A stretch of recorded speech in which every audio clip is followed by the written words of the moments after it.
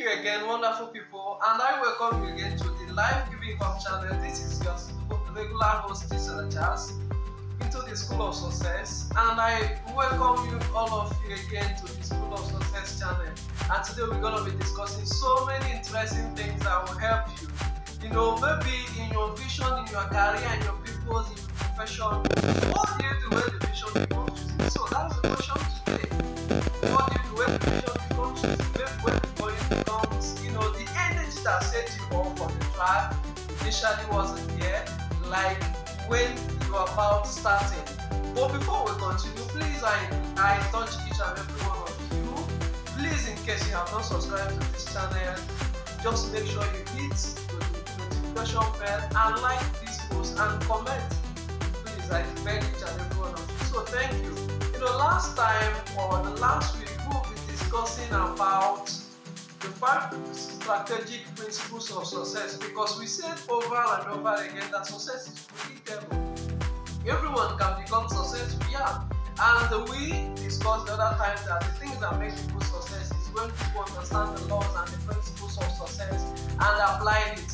And on the course of that teaching, we said that laws and principles are the same everywhere. For instance, if I am in Nigeria, for example now, and I climb a 10-story building and fall down there, according to a law of gravity, I will surely get down. And the same thing applies if I go to China or go to the United States of America.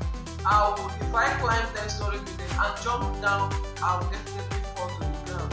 And we say that principles and laws are not respecters of race, it's not respecters of gender, it's not respecter of your color or whatever.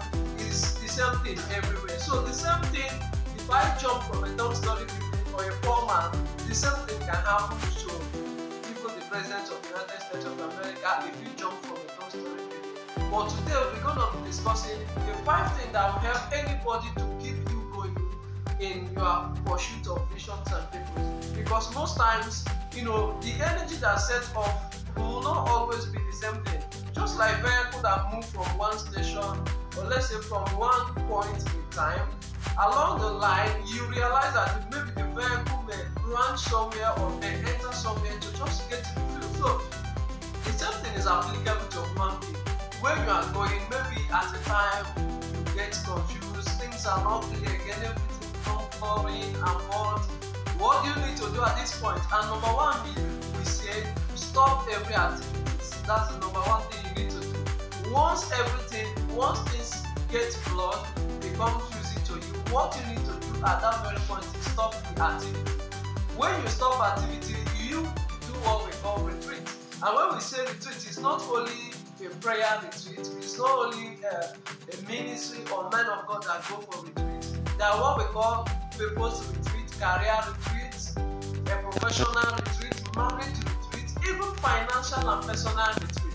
Yes, what you do when you go for retreat? Retreat is a period whereby you go on, reflection, thinking about the whole activities, or the things you'll be doing, and the things maybe that is making the road rough at that period.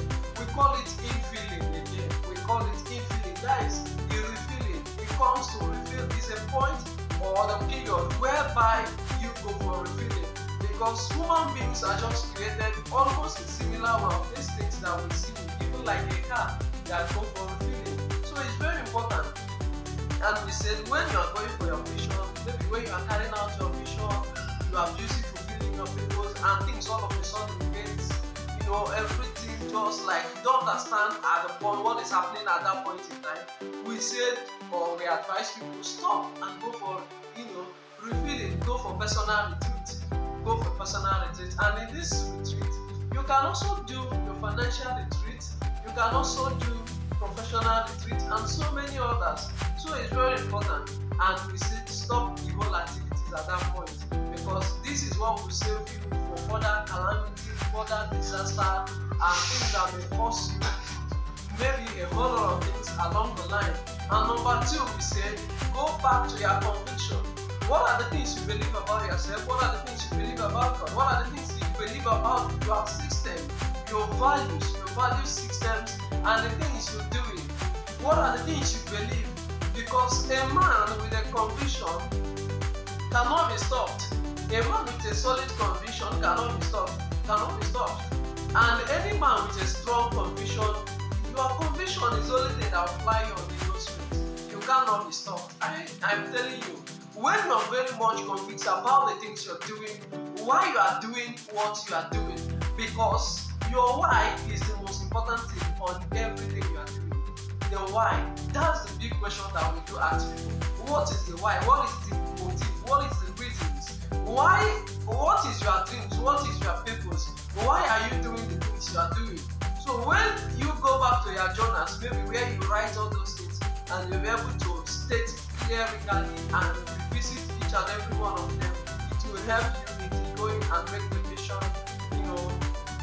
clear again, and remove every blurring and injustice on the pathway. So it's very important that time to time you go back to your mission statements, purpose statements, and revisit them and check your convictions again. And thirdly, we say ask questions. Ask questions. It is often said that one question from a mentor can save a mentee a 10-year struggle, and it's true. It's true, because in Igbo adage we believe that what the elder may sit down and see, when the child climbs an iroko to it, the child may not be able to see. So those ones that have gone ahead of you, maybe in business, maybe in career, in profession, in family, whatever you are doing, those ones ahead of you that you are looking onto, maybe in form of your mentors, fatherhood, role model, you go and ask questions, and you ask wise and strategic questions when you go to them. So ask questions. Question is very important. It will help you to clarify the confusions along the way and to make the journey easy for you along the line. And it's very important. Always ask wise questions, because we believe, and it is often said, I think according to Apostle Joshua Simon, he said that a question is a seed for an answer. So you can't get an answer for a question you have not asked. Just like a seed, when it's being buried on the ground, it's expected that it will grow, it will sprout from the ground and start growing onto maturity and start bearing other fruit. So it's very important. If you don't ask questions, you can't get an answer. You can't get an answer. So a question asked is a seed for an answer that will be received. So it's very important. And thirdly, we said, go back and check your purpose again. Go back to your journal. What is the purpose? What did God say concerning the business before you start it off? What did God say concerning your profession before you even venture in it? What did God say concerning the career before you start? So it's very important that you go back to your purpose and check what you wrote on your purpose, because just like when you open your journal and you are just reading, revisiting the purpose, it comes with a kind of refreshment. It refreshes you and refreshes the goal of the visions again, and everything becomes very clear to you. And you'll be going, the road now seems more smoothly to you again. So it's very important, time to time, go back to your purpose, go back to your journal where you write the things that you believe that this is the core reason of why I'm on earth, this is the core reason of what I'm born to do, and you revisit them again and you start doing them again.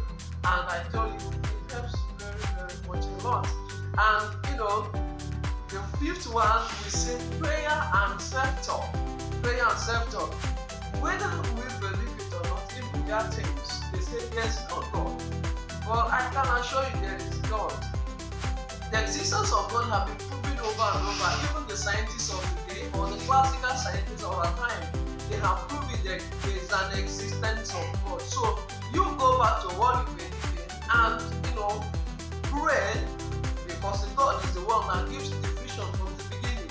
And we say that God gives the vision, and in you carrying out the vision is when the purpose is fulfilled. So go back to vision, go back to your God in prayer that gives you the vision from the first beginning, and ask questions. And in the process of the prayer, you got charged, you got to refill, and you got energized over and over again. And we said another one, which is self-talk principle. Go to your mirror in your house and look at yourself and and say beautiful things to yourself. Maybe for instance, your finances is not working. Instead of just complaining how things are not working, how this one is bad, how this one is bad.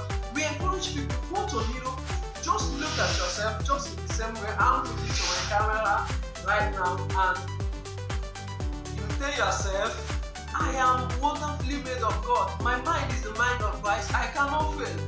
Because the Bible said in Psalm 1 verse 3, it said that the righteous is just like a tree planted by the river sea, and whatever what he doeth prosper. And it's like what? A tree that giveth